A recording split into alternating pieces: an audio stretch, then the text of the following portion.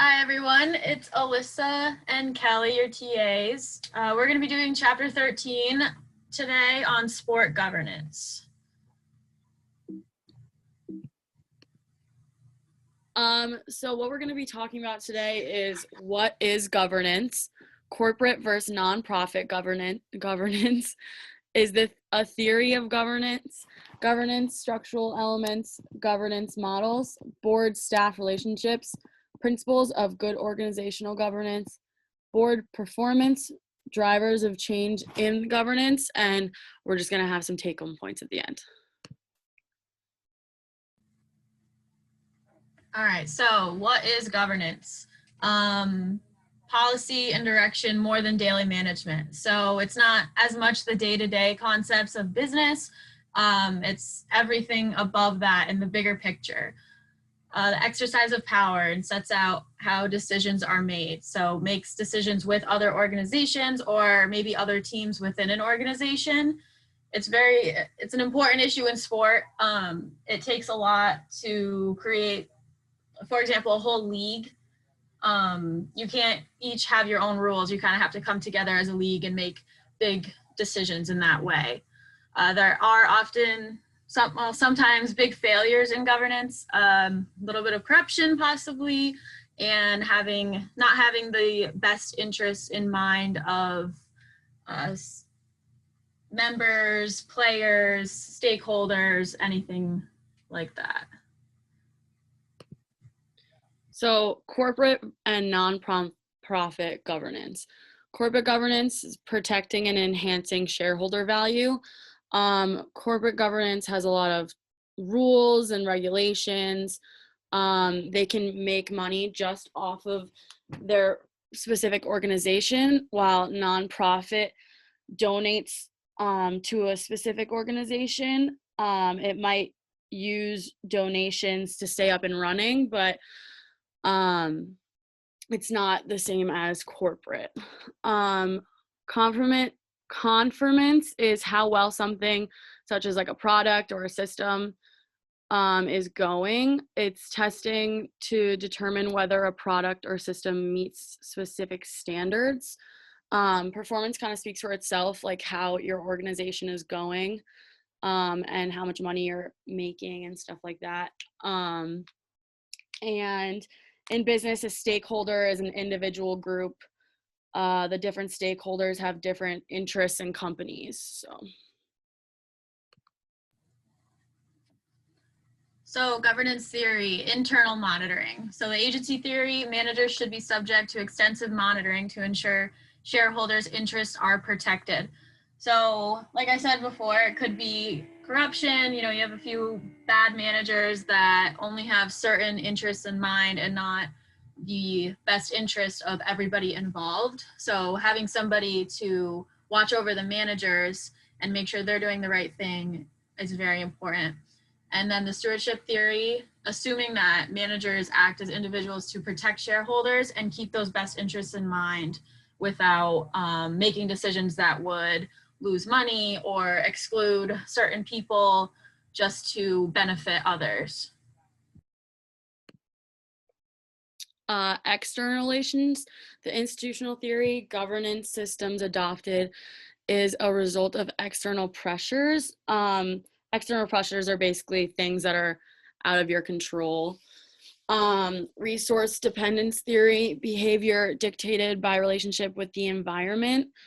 So that's basically, although the transactions may be really crazy, they can create dependencies on other things that you can't have control over. The network theory, socially binding contracts drive performance. Basically, it's a part of like a graph, and like you can try to I don't know how to explain this right, sorry. It just like goes on a scale. So continuing that, the stakeholder theory needs to maintain a series of interdependent relationships. So happy investors equals success. investors can bring in a lot of money for the company, but if you don't keep your investors happy, you're going to lose them, and then you're going to lose that funding. There's also different perspectives. So, for example, the normative approach stresses the concept of ethics, and each approach to the stakeholder theory has different stressors where they focus on ethics, or they focus on money or relationships. So it's all a little bit different. So the structural elements, there's membership, council, board, staff, and volunteers. The membership is basically people who are involved in the organization who come back every year. So they can meet like once a year just to talk about what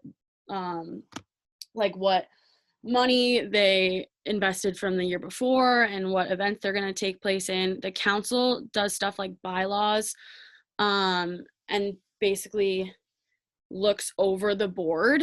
The board operates the organization. It's responsible for keeping it on track and fulfilling its mission. And the volunteers are unpaid people that really are interested in the topic that you guys are going to be dealing with. So this is just a diagram of different, I guess, just the way these 5 different groups can work together. And this is just a typical structure, but it can be rearranged where maybe like the executive has most of the control, or in some businesses, it's like more volunteer based, like nonprofits, or the board of several people make most of the decisions instead of maybe just one executively. So there's 3 governance models we're going to be talking about. There's the traditional model, policy governance model, and executive-led model. So in the traditional model, there's 5 key elements: human potential of board, procedure and structure. So how they're going to do things. A lot of times it is more traditional. So like number 3, the board, executive, and staff relationships are clear, and their relationships are very important to them. And there's a lot of emphasis on the positive culture in the workplace and working together instead of just one person controlling everything. And then external relationships with all of their customers and members, and the board truly is in charge. There's many people involved in making these decisions. The policy governance model also has 5 parts to it: mission and direction. So that kind of speaks for itself. It's just what your overall goal is and what you guys want to do with your organization. Executive limitation set.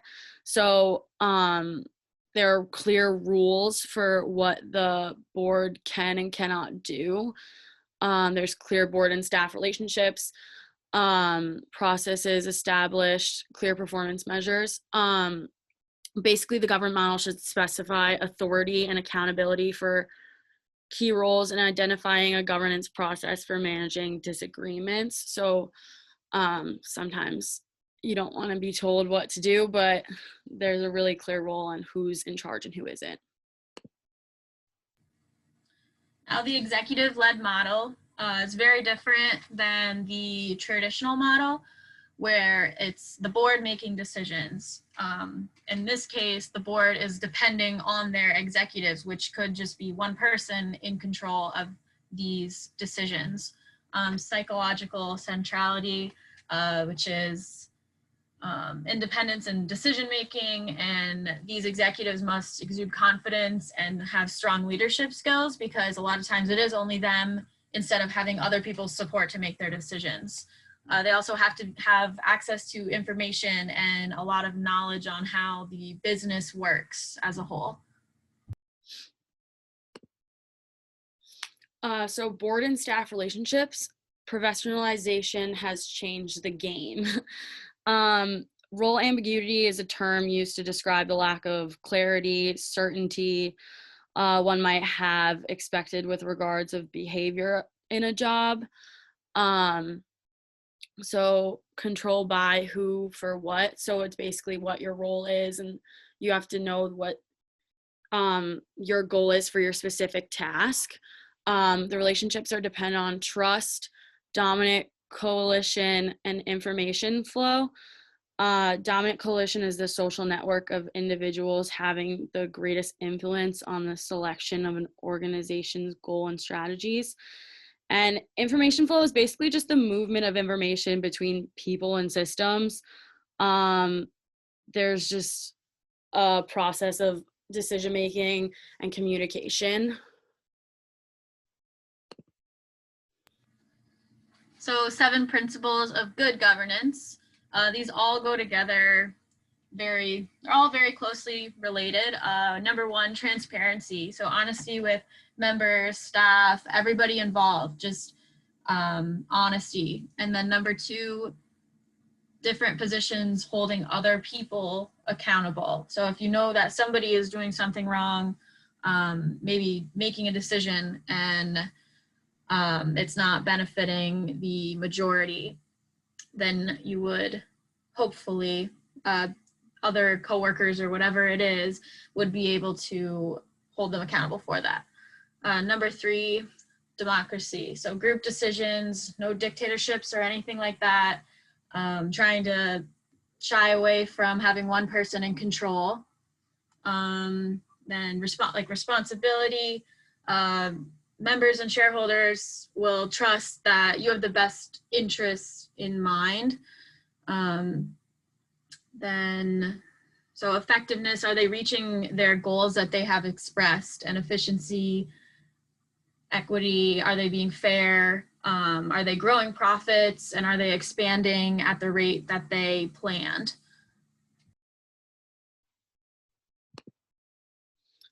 So board performance, there's structures, planning, influence of the CEO, training and development, motivations, cyclical nature, and how to measure it. So the influence of the CEO basically, I think, has a really good effect on an organization. So like if there's a higher power and he just like wants something done specifically, you can like base it like how you're gonna go with your planning strategy off of what he wants or he or she wants. Motivations is just why you want to get this thing done and what the purpose of your organization is. Cyclical is used to basically describe things that are patterned regularly and occur a lot. The board performance, how to measure it. I think a good way to measure board performance is to review the agendas of like what we were talking about before, like your motivations and what the CEO wants and what your main goals were. And if you review that and there's one thing that really is sticking out consistently and that hasn't gotten done, then there should be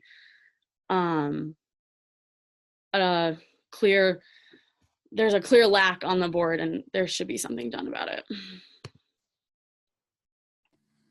All right, so drivers of governance change, funding agencies, litigation threat, legislative changes, competition threat. So the best businesses and groups are very adaptable. They can adapt to competition, maybe coming out with something new or a new way of doing things, or like at a sporting event, different experiences for their fans. Legislative changes, just making sure that everything remains legal and you're not accidentally or on purpose doing anything that you shouldn't be doing. Funding agencies, how they're going to like spread out their money, ensuring funds are properly spent. All right, so some take-home points for you guys. Organizational governance, the exercise of power within organization. It provides the system by which the elements of organizations are controlled and directed. Corporate governance, that deals with the governance of profit versus nonprofit governance. Sport organizations and their governance have diverse elements that prevent the development of an overarching theory of sport governance. The traditional governance for VSOs has been criticized. A number of models for sport governance exist, each emphasizing different levels of responsibility for the chair of the board and paid executive.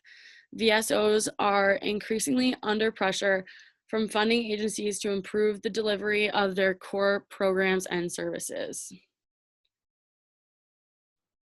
Well, hope you guys are having a good semester. And this was chapter 13. How do I stop?